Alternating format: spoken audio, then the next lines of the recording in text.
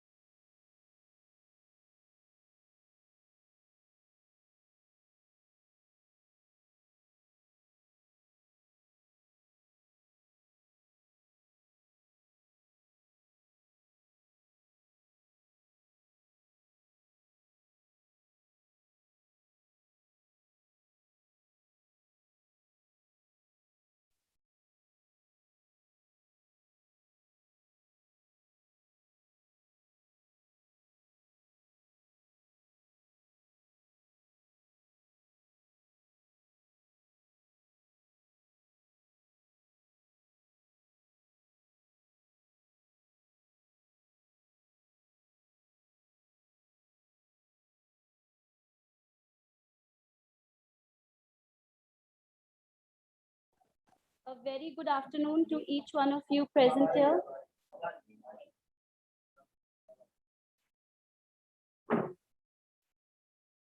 All right, so a very, very warm welcome to each one of you present here.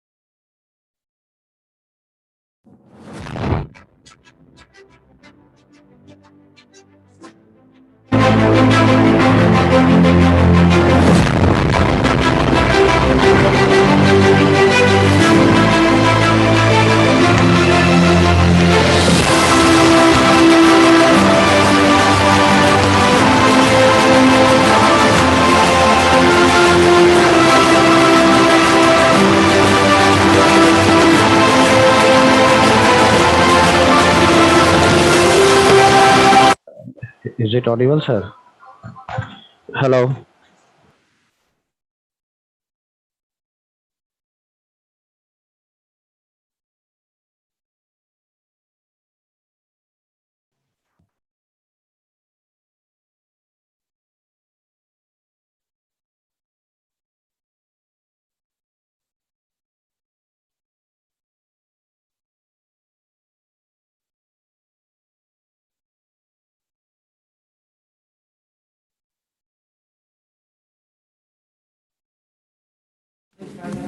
Also, what if you speak straight away from the Zoom instead of that? Also, that is what I don't know, ma'am. If you don't use the mic and Ashutosh sir, if you just directly speak from Zoom, okay. All right. So once again, a very, very warm welcome to each one of you present here, and I really want to appreciate your patience and thank you for bearing with us.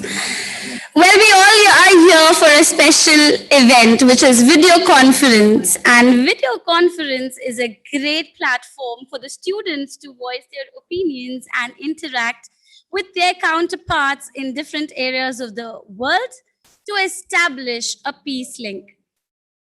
It helps students to embrace an open-minded approach to diversity and differences of opinions, which in turn leads to tolerant and stable societies. I would now like to welcome and hand over to Suhana Kapoor, who will be the facilitator of today's event. Over to Suhana. Thank you so much, ma'am. Charles Dickens said, and I quote, "It was the best of times, it was the worst of times." Victorian era was a long period of peace.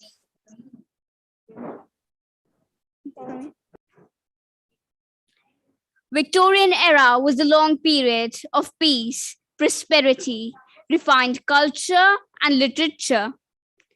Victorian literature refers to English literature during the reign of Queen Victoria.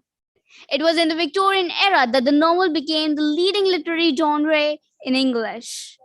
A number of women novelists were also quite successful in the 19th century.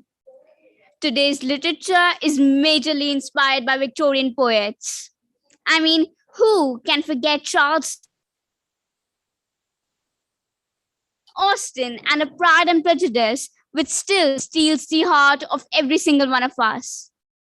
And who can forget when Oscar Wilde went like, "The truth is really pure and it's never simple"? Surely no one can. So, before we begin, I would like to put in some points of caution.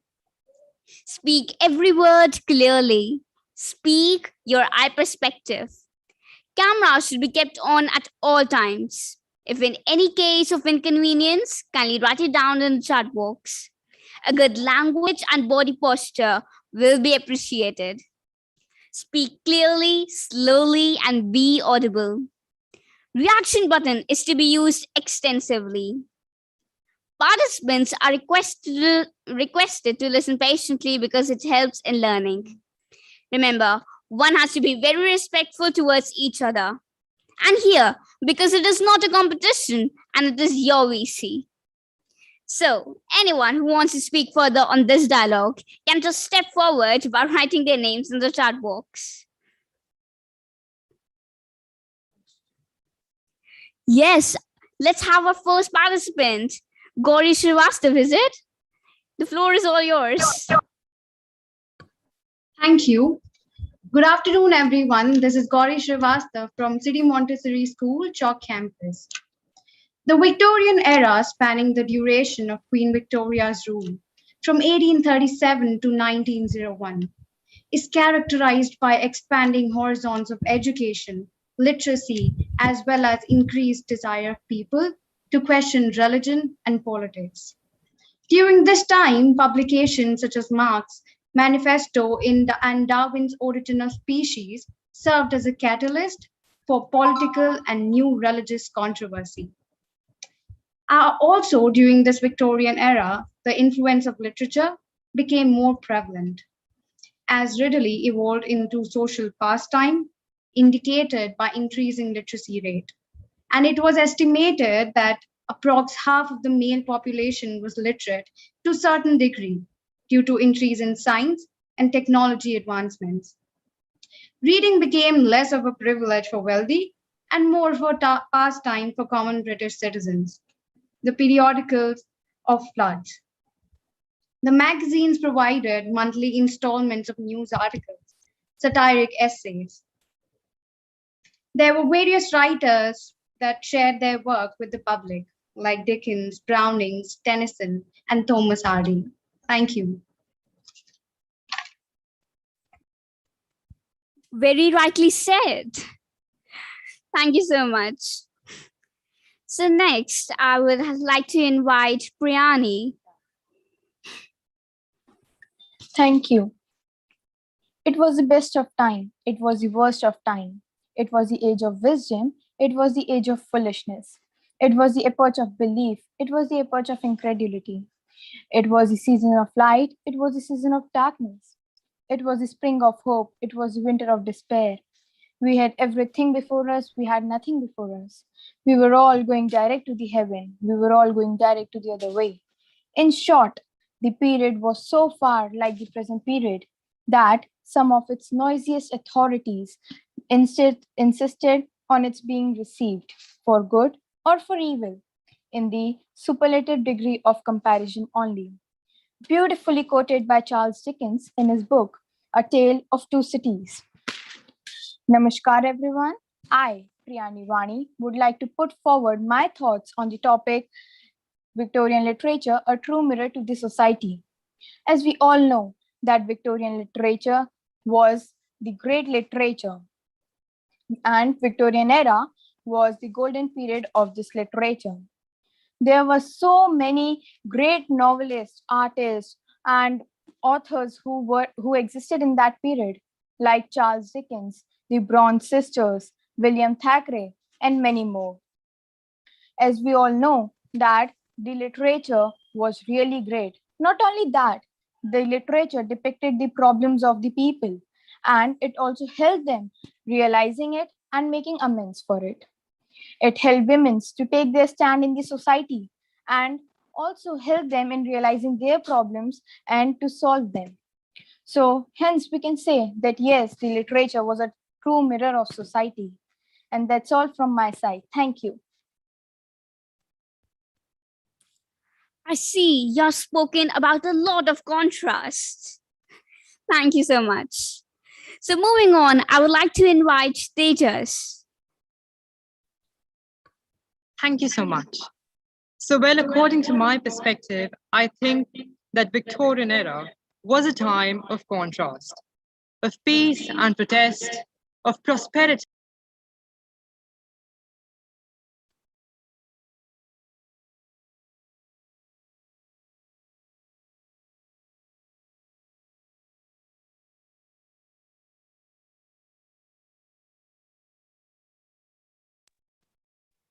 So there was a time of despair and suffering on one hand, and joy and hope on the other. And this has been very well portrayed by the authors of that time, including one of the most famous, Charles Dickens. So Charles Dickens often wrote about the conditions in the Victorian society and its socio-economic, political, and cultural climate. He incorporated various socially relevant themes, such as child labor, poverty, squalor, the struggles of the lower social classes, corruption, as well as social injustice and inequality. Dickens' books often brought attention to the social problems of the day by thrusting sympathetic characters such as Oliver Twist, Nell Trent, Amy Dorrit, or David Copperfield into situations where their class of poverty made them vulnerable to existing injustices. Dickens was able to bring such issues to the attention of the greater public. Finally, I would like to say that Dickens was a writer of the people and for the people. He was the pioneer of the radical satire genre, and his characterization is indeed praiseworthy, and his influence goes well beyond literature. Thank you. It is true that the tale of two cities speaks of the time of the period. And at this point, I'm loving the energy in the chat box about so many names. So without wasting any time, I would like to call Yamini Mishra. Thank you. So I do believe that Victorian literature was a true mirror of its society, especially Charles. If we look at the works of Charles Dickens, from A Tale of Two Cities, Great Expectations, David Copperfield, or Oliver Twist, we see that poverty existed even during those times, and good people were stuck in crucial circumstances from which they had to do something to support their life and support others and to feed themselves. Actually, the Victorian literature highly influenced the development of modern literature. The period absorbed the early 19th century works of the Romantics and the satirical novels of Jane Austen. The legacy left behind by Victorian novelists paved the way for creation today. I would also like to ask a question from my fellow speakers. What do you think? How did Victorian literature contributed in today's modern literature? Thank you. Thank you so much, Shamini. And I'm sure we'll take up that question in the next segment. But moving on to the next speaker, I have Fihi, and I'm sorry if I pronounced the name wrong. The floor is all yours.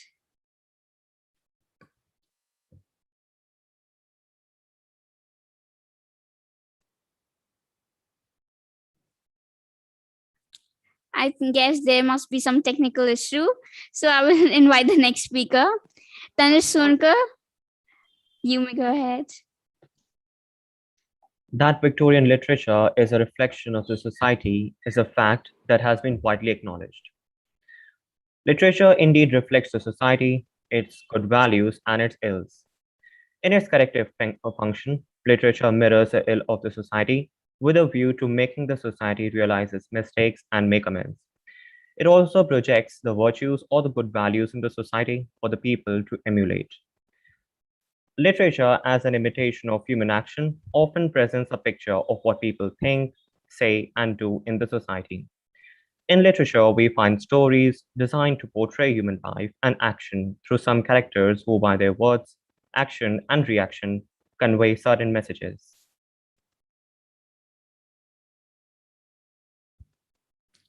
Very well said. Thank you. So next I would like to invite, let's see, Soumya. Yes, you may go ahead. Thank you. Good afternoon, everyone. My name is Soumya Srivastav. Literature was an accessible and vital part of Victorian society. Studying literature was very important or crucial to understand the concerns of the people who lived in that era. Writing in this period made a huge change in science, morality, and society. And talking about novels in this era, it is known for the great age of English novels. And if I need to describe in few simple words, then it would be realistic, crowded with characters, and long. And my favorite is Middlemarch by George Eliot. It is favorite for me because it had described about the provincial life of Victorian era. It was considered as Eliot's masterpiece. It actually showed the realistic class of society in the town of Middlemarch. But the main focus in the story, however, was in the showcasing of idealism of its principal characters. Thank you. So one word that comes out important of novels. Next, let's see who we have. I can see Janvi Yadav. Yeah, sure. So to begin with, I would say I definitely agree to all my peers, whatever they have said and spoke about the Victorian literature. And coming to my point, I would tell like how Victorian literature had many of the greatest writers ever. So the Victorian literature, a true mirror of the society. The Victorian age started from 1837 to 1901. So during this time, England went through industrial, cultural, political, scientific, and military revolutions. The period before the Victorian age witnessed a lot of poems and poetry, whereas if we talk about the Victorian age, novels took a great rise. Most of the novels in this period were published in a serialized form, like a set of three books. And for example, we can take Charles Dickens' novel, The Pickwick Paper. Along with him, William Makepeace Thackeray also emerged out to be a great writer with his work Vanity Fair. Not only men, but women also took great initiative in writing, like the three Bronte sisters, namely Charlotte Bronte, Emily Bronte, and Annie Bronte, with their work Wuthering Heights, Jane Eyre, and The Tenant of the Wildfell Hall, respectively. But the real problem arose then was that they were women and they can't publish their novels by their true real name. Like the girl named Mary Ann Evans used to publish her book by the name George Eliot, and some of her books are Middlemarch, The Mill on the Floss, and Adam Bede. etc. But while during my research about this topic, I came across how poverty increased with the increase in the population, and both skilled and unskilled laborers had to bear with minimum wages. The Industrial Revolution rapidly increased in Victoria's reign because of the development of faster and more powerful machines. And all this can be seen in the works of Charles Dickens. I would take example of Great Expectations, where he mentioned very beautifully about the class system, which was very prevalent in the Victorian age. So I would like to rest my case here. Thank you. Thank you so much, Janvi. I learned so much from you. Next, I would like to call upon Arunima Singh. Thank you and good afternoon, everyone. This is Arunima Singh for CMS Campus Aliganj 1. The Victorian era is widely considered to be the golden age of literature. The writings from this era majorly reflect on the changes in most aspects of British life and the transformations in the society and culture. Famous novelists like Charles Dickens employed humor and an approachable tone while addressing social problems such as wealth disparity. His famous book, Bleak House, published in 1853, revolves around the indictment of the English Chancery Court system. Similarly, Thomas Hardy uses novels to question religion and social practices of the British life. While on the other hand, Barrett's work on child labor cemented her success in a male-dominated society where the female authors had to often use masculine pseudonyms. The leading development in the literature gave a rise to the awareness among the common people and had shown the realistic face of the British society all around the world. So, as we all have said, that literature is the face of the reality. So, the developments in the literature have created awareness among the people regarding the social practices and the class structure in Britain. Thank you. You've spoken about so many novelists. Wow. And I'm just loving the enthusiasm in the chat box. I mean, so many names. But I guess we have to move on to the next segment. But don't worry, but just you can talk in there. So it was really an idealistic age where the great ideals like truth, justice, love, brotherhood were emphasized by poets and novelists of the age. And at this point, I can guess by the chat box names that we have many more thoughts and opinions we would like to put forth. So here I open the breakout rooms where you all can go and dig deeper and even ask questions and receive excellent answers towards it. All you have to do is click on the breakout room icon at the side of your screen. And a quick reminder, the people who are allotted the breakout room number 3 will remain in the main session. I repeat, the breakout room 3 people will remain in the main session.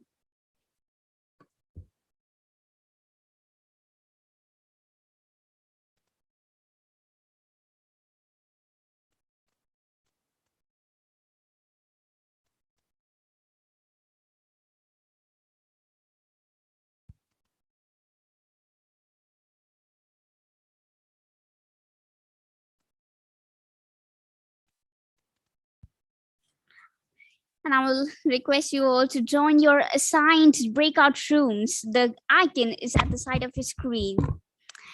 And also one more thing, this chat box option is open to all of you. So if there is any random thoughts you would like to speak, you can just write it there. And I'm sure we are really eager to read them.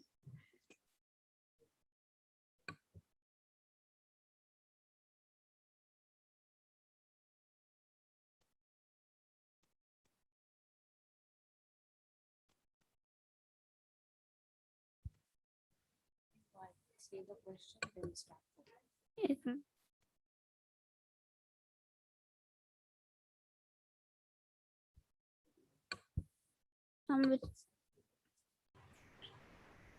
Hi guys.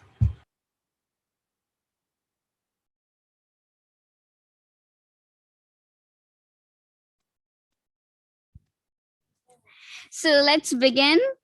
So let me just break the ice and quickly say the first question like it came into mind. We have heard a lot about the literature right now. So why do you think this literature was so popular in the Victorian era? Anyone who wants like to answer my question can just simply write their names in the chat box.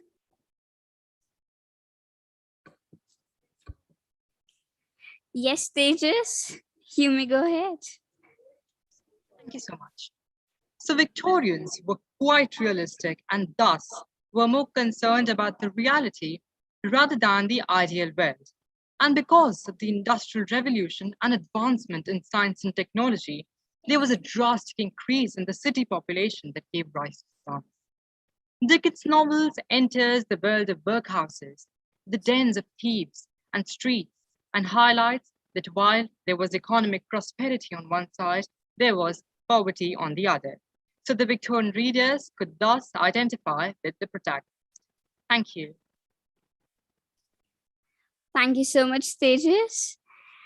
Next, I would like to invite, let's see, I can see Sadak Khan. Yeah. So there was a typo in the name. It's Saad only. So I believe literature was popular in the Victorian era. It's mainly because as humans, we like to consume art. And in that period, literature was one of the most available form of art that could be consumed by the people. So that's one reason why literature was so popular in that time. And the other point is that that particular time period, it was very pivotal for the society as a whole. There were a lot of changes happening. The industrialization was almost at its peak for that time. So people were increasingly becoming more self-aware. They were recognizing everything that was happening, and through literature, they were able to find words for their feelings. They were able to read the works, the literature, mostly Charles Dickens, who was very popular at that time. They were able to read and they were able to relate. So in that time when no a lot of media was not there, no, literature was like one of the main sources that they could have used to resonate with somebody. Thank you. You told us about the political and economic scene of England. Very informative. Thank you. So next I can see Ishika. Yes, you may put your thoughts ahead. Thank you, Suhana, for giving me the opportunity to speak. This is Ishika Singh. So, my stress was on realism, an attempt to describe the daily struggle of ordinary men that the middle class reader could associate with. The moral tangents, perhaps an attempt to rescue the moral degradation prevalent in the society. Then I supplied the audience with hope and positivity. This invited the readers of the period.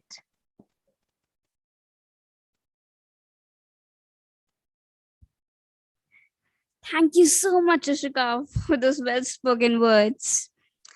Next, I would like to call upon Arunima.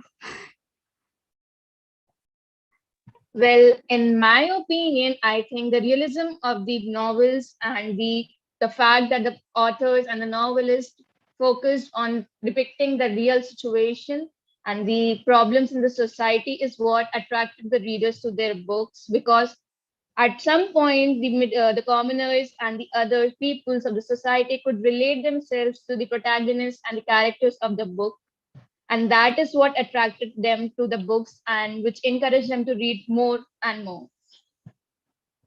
Thank you.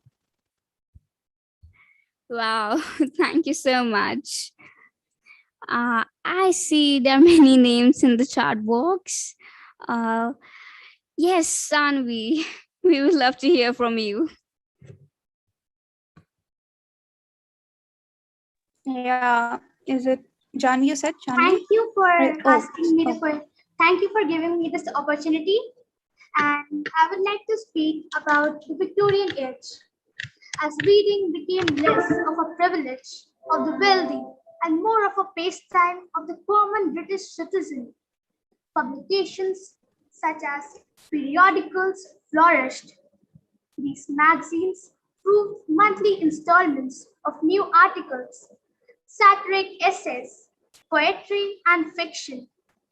These serial publications enables many authors to easily share their work with the public and help launch the careers of prominent Victorian writers such as Dickens, Eliot, Tennyson, and the Brownings. Thank you. So the printing press, prodigals, motivated readers, really nice.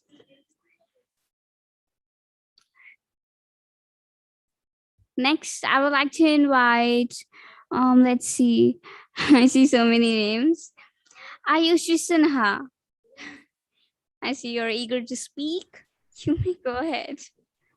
Thank you. I think that Victorian literature attracted readers because it evoked emotion in readers and viewers by making virtuous characters, and these were some of the most popular theatrical productions of the period. Although poetry and plays were important in Victorian cultural life, the period is known as the Great Age of the Novel. The serial form of publishing, in which installments of novel were released at regular intervals, encouraged engaged audiences. Thank you.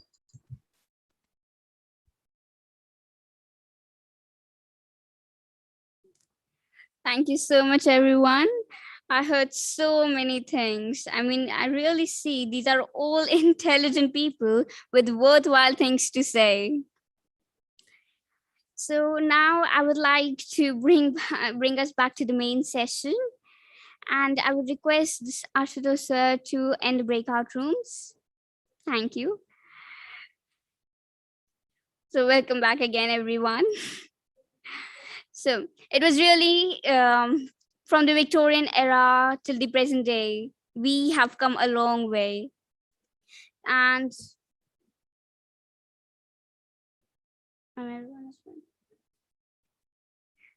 I would just wait for a few seconds for everyone to join back.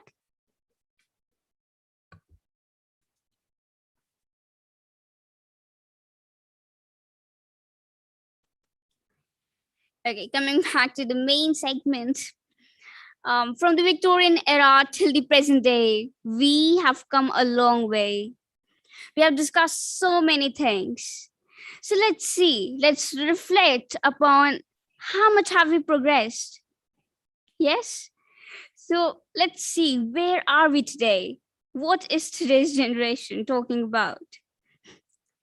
Anyone? So you all know what to do, right? Just write your names in the chat box. Yes, let's call upon. I see Nitya. Thank you for allowing me to speak.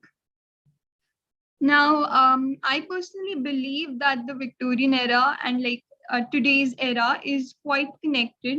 In the Victorian era, people, the higher classes, used to intimidate and oppress the lower classes, and even now that is kind of reflected in today's world. Like even now we see conflicts between the government and the people, but we have also progressed a lot in the way that we have more freedom, women have more opportunities, and also we have more technological advancements which allow us to speak up, which do not allow the government to restrict us. Also, when we talk about literature, we've also come a long way from Victorian literature. Even now, today's literature also reflects our society. Like, for example, last year we had those Black Lives Matter protests, and quite a lot of books were written about Blacks after that. In India too, a lot of people like the Dalits are suppressed and the Muslims are suppressed. And even about them, a lot of books have been written. So literature has a quite of impact on the people, and the fact that authors write on these issues makes it more approachable for the common people to come and talk about it. Thank you. I see there's a request of repeating the question, so I'm just repeating it.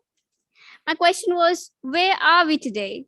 How much have we progressed since the Victorian era? Okay. So next, let's see. So many names. Wow. Tejas, you may go ahead. Thank you so much. So we have come a long way from the world of Dickens. We have progressed in technology. We have taken strides in the field of education. Women have been given equal rights, and there are organizations that are working for the rights of children. But I also feel that the change is not uniform and equitable. We are seeing in some nations growth and opportunities for all, but on the other, we are seeing millions struggling with unemployment, poverty, and disease. So this issue is very pertinent and needs serious consideration.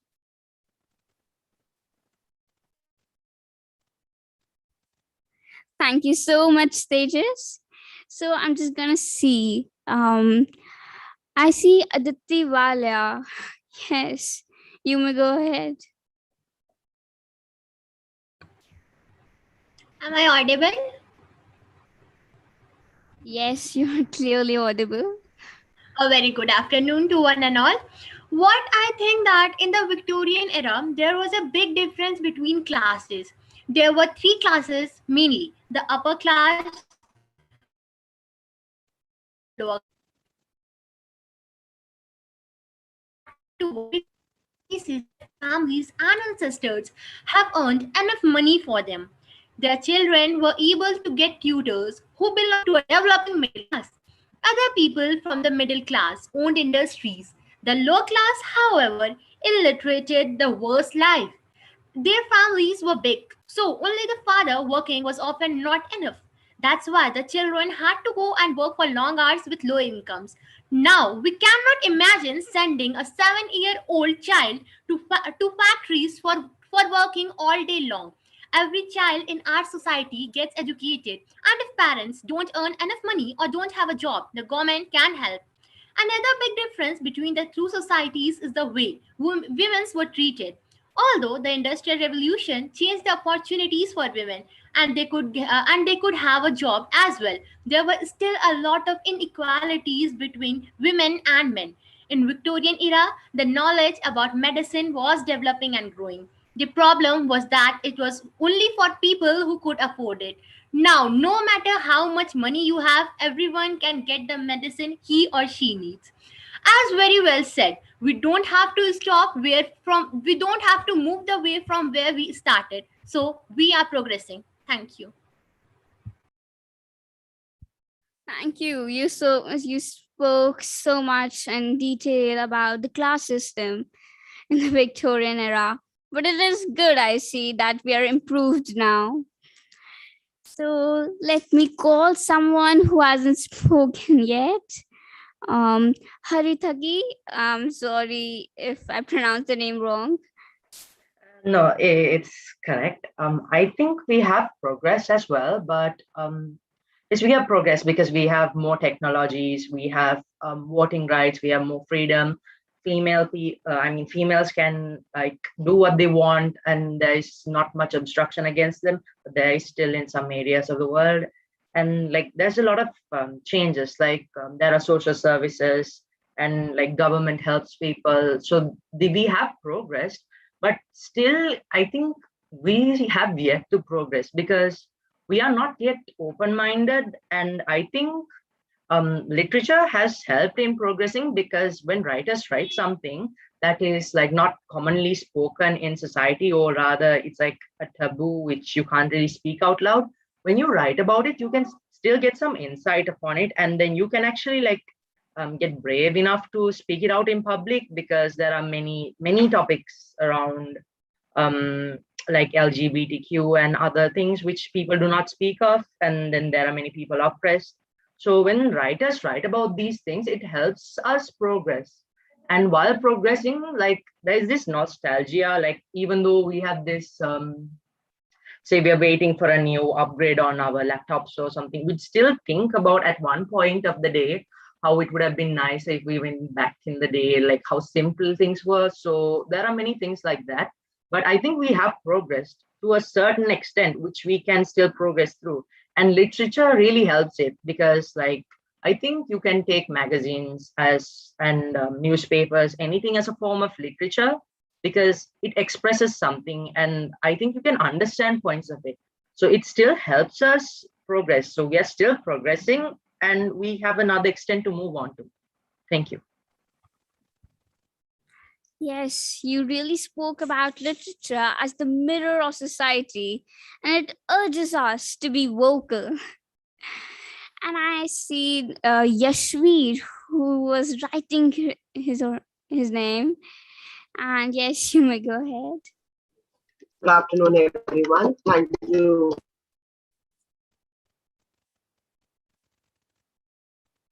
Was that the Victorians are credited for inventing childhood partially via the efforts to stop child labor and introducing the system of compulsory education.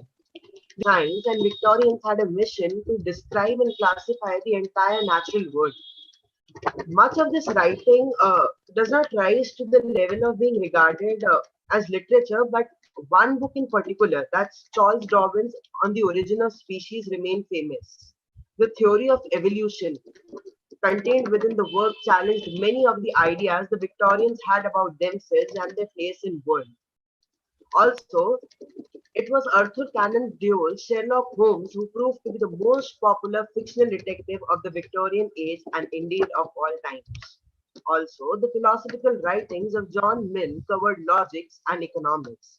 Hence, it can be classified that Victorian era and Victorian literature was indeed a true mirror for the society. Thank you. Thank you so much.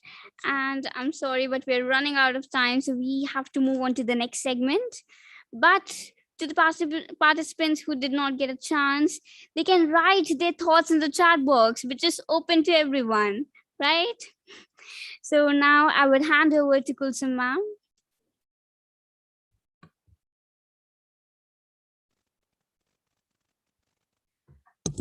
Thank you, Suhana. And it was such a mesmerizing session.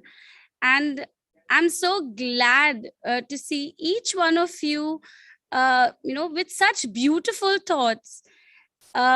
Really wonderfully presented by all the participants. So a thumbs up for all of you.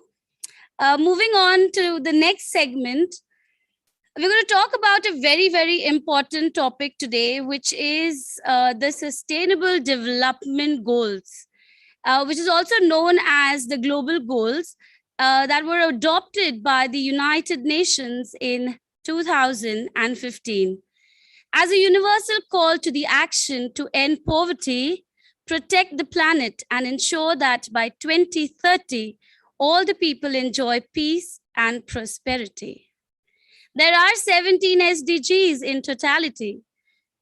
And now I would like to ponder upon one of the most important SDG, which is zero poverty. Does anybody from the gathering would wish to ponder upon this or share their views?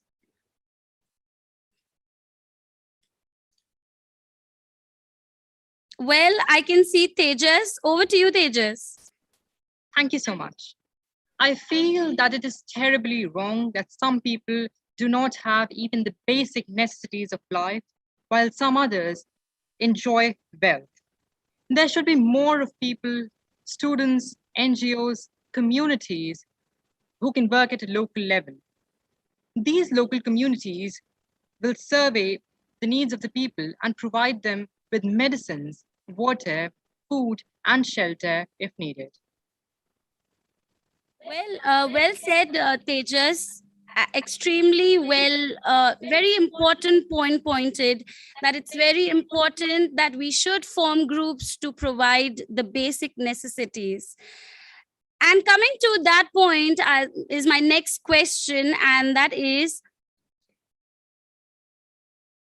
what or how do you feel responsible as growing up as individual?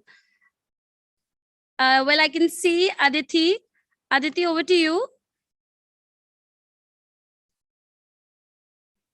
Have you got my question? So my question is, to eradicate zero poverty, how do you hold yourself responsible as an individual? What do you think? How can you do it to eradicate? As very popularly said, be the change you want to see.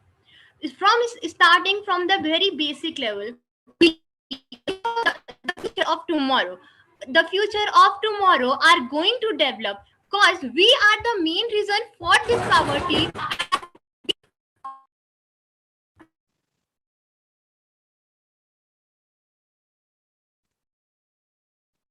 I think Aditi is facing a network glitch. Aditi, would you like to continue?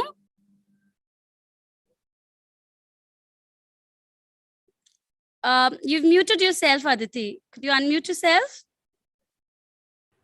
Yes, ma'am. Am I audible now? Yes, you are. Over to you.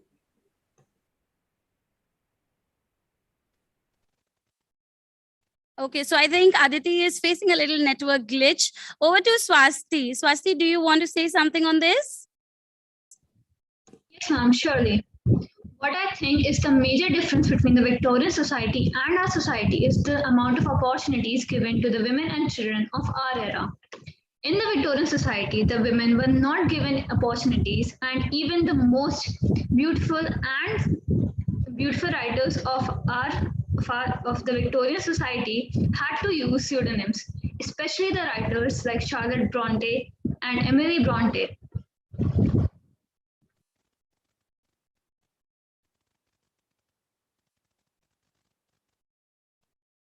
Right.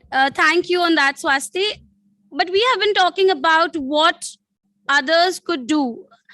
But what have we done? Have we done anything to help others in need? Sure. From what I see around, even during the ongoing pandemic, I have seen so many families and so many individuals, especially the youth, volunteer to help the poor people and the sick. I saw so many NGOs and so many people volunteering to provide vaccines, to provide the medicines, to provide health facilities, and many more things, which I see is a sign of sympathy and empathy through these difficult times. Thank you so much, Swasti. Yes, Shubhri, you would like to add to that? Would you like to share your experience? Yes, ma'am. Thank you so much for the opportunity. I completely agree with all my fellow speakers. What I would like to add on is that only when we all consider that regardless of your gender, your caste, your sexuality, anything, regardless of anything, we all are human beings. We are here to help each other and make sure that all of us live a comfortable life. So only when we have this oneness feeling will we understand that opportunity is to be given equally to everyone in our society. And I feel that that's how we can eradicate, or at least try our level best to reduce world poverty and make sure that the world is a better place to live for each and every one of us. Well said. We need to work together to make this world a beautiful place to live. So coming to that, since we all are from different cities, I would like to ask another question to all of you. And that would be, does your school give you ample opportunities to reach out and help others? And I can see Ananya Singh. Ananya Singh, would you like to answer that question? Yes, ma'am. So the curriculum of the school, it's not only about academics, but it's also about how we are inculcating those values in our day-to-day life. And when we're talking, if we are relating things to literature, we must know that literacy and values can be club together to fight against what we are fighting at current moments, like poverty or other issues. So, like my school, they try to instill those values in me, where I have to make an effort to reach out to people who don't have those opportunities or those benefits that I have in firsthand. Thank you. Thank you, Ananya. Anybody else? Priyani, so we'll take her views on that. How is Yeah. her school helping her to help others? Yeah, thank you, ma'am.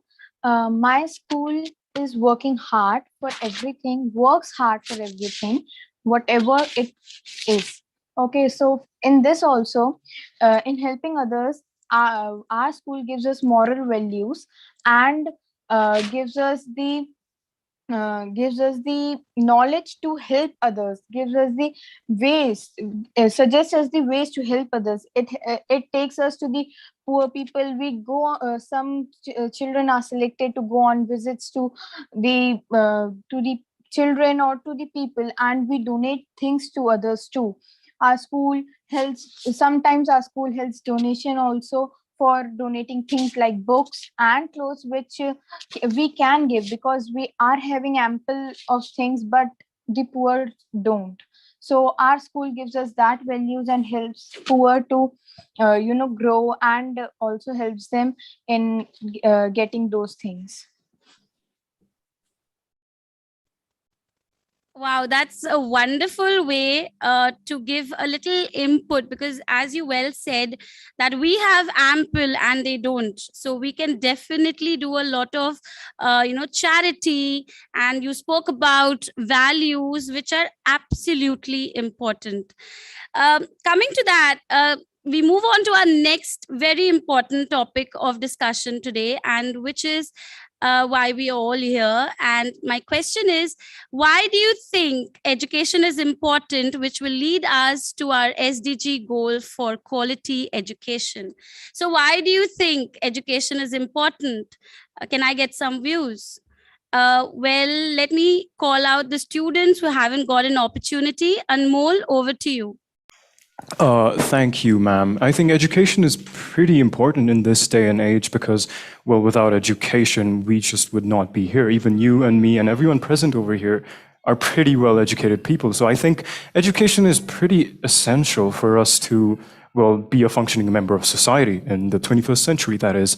Education is a human right. That's education should be easily accessible to each and every person all over the world. I think that is very important, and I think that is a very good thing that one of the SDGs are education for all, because, well, with education, I think we can take a step in the right direction. Of course, there are going to be many problems, but we can take this step in the right direction with education, with everyone being educated about different problems, and we can think of solutions with, well, great intellectual minds. Well, we might not just know it.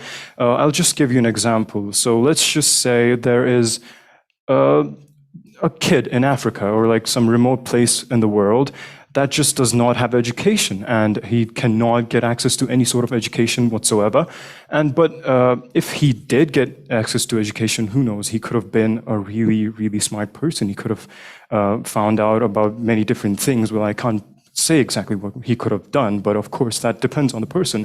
Well, each person has their own different set of skills and set of specialties that we could harness and we could, well, use with the help of education, that is. And yeah, with that, I would like to say education is very much important. Thank you. Well said, and thank you so much for that deep insight. Well, I can see Mehek, she was writing in the chat column that there is some initiative that has been taken by her campus. Mehek, would you like to share your thoughts on that? Thank you so much, ma'am. Hello, everyone. I am Mehek Agarwal. Ma'am, I would like to tell you about a project that is run by a school every summer vacation, and which I'm very, very proud of. That is Each One Teach One, in which we teach those people who are not as fortunate as us.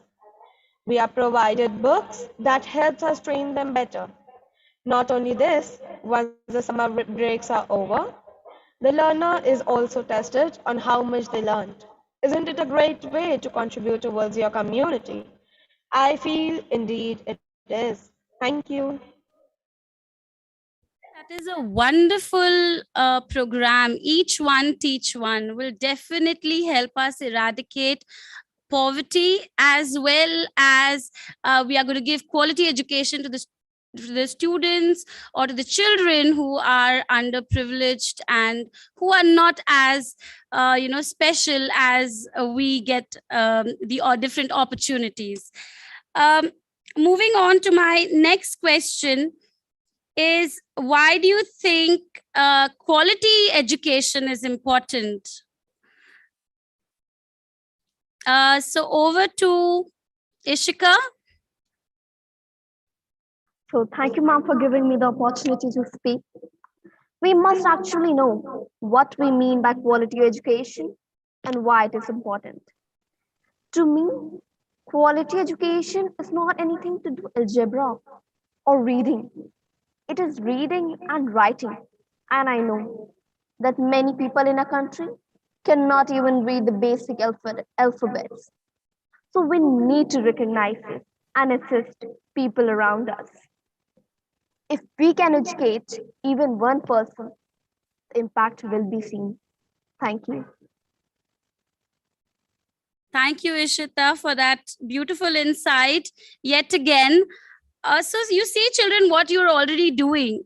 There's so much of exchange of ideas and thoughts, and we're all going to that right direction. I would love to hear from our participants from Montessori School, but your name is not there, but I can see your hand raised. So could you please unmute and speak and say your thoughts? OD 2130, would you like to speak? Okay, so we'll move on forward. And I can also see some more students. Let's call. What's the background is here? Wait.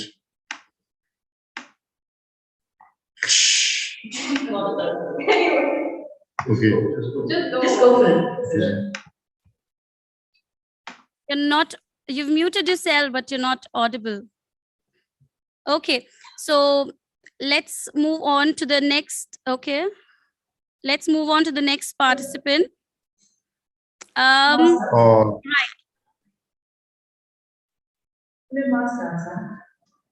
Would you? I don't know what they're doing.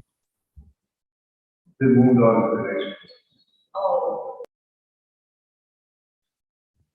OD 2130, would you wish to speak?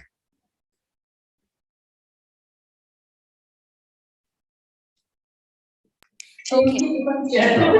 Hi, can I please request that you repeat the question? Yeah, my question is, why do you think quality education is important, and what challenges are being faced by people who are not educated? Well, obviously, quality education is the most important aspect of curing poverty because it's the catalyst for change in the economy, enabling the poorer population to achieve their goals and try and get out of that poverty. Obviously, it's as far as SDG goes, I don't think that it will be achieved by 2030, but maybe by implementing more affirmative action and trying to encourage and providing more finances towards poorer communities and their schools, we can achieve it eventually. Thank you. Right. Thank you so much for sharing your views. And on that note, we are going to move forward to our last SDG, which is the most important, according to me, which is, of course, hygiene and sanitation. Right. And my question is, do you feel that only taking care of the cleanliness of your own houses is enough? What about the public places, parks, and roads? Don't they belong to you all? So that's my question. And I would want Arisha to please take the floor. No, I'm asking. Am I audible? I don't know who Monica is. That's just. Yeah. No, what if the host is Monica? Ma'am, Arisha, could you please take the floor? Am I audible? Yes, you are. Ma'am, as you said that the public places belong to us, so yes, surely the hygiene or the cleanliness of that place, we are responsible for that and we should do it. Because only taking care of ourselves doesn't mean cleanliness and hygiene. Because when we take care of the public places, the cleanliness is really important. The public places, they should kept clean because it's our responsibility because we live there. And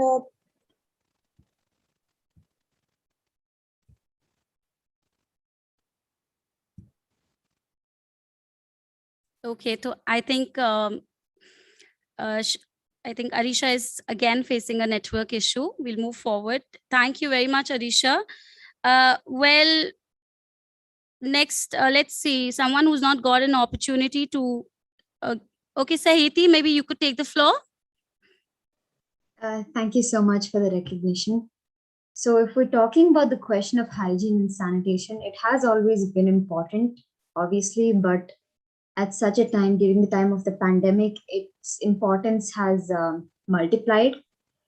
And yes, I do think that it's very essential if we hope to progress as a society. As for the question of whether we should take care of public places as well, my only statement on this is that if we hope to progress as a society, then we should stop thinking about ourselves as individuals and stop taking care of just ourselves. And rather, we should think of ourselves as part of a whole and take responsibility for the whole.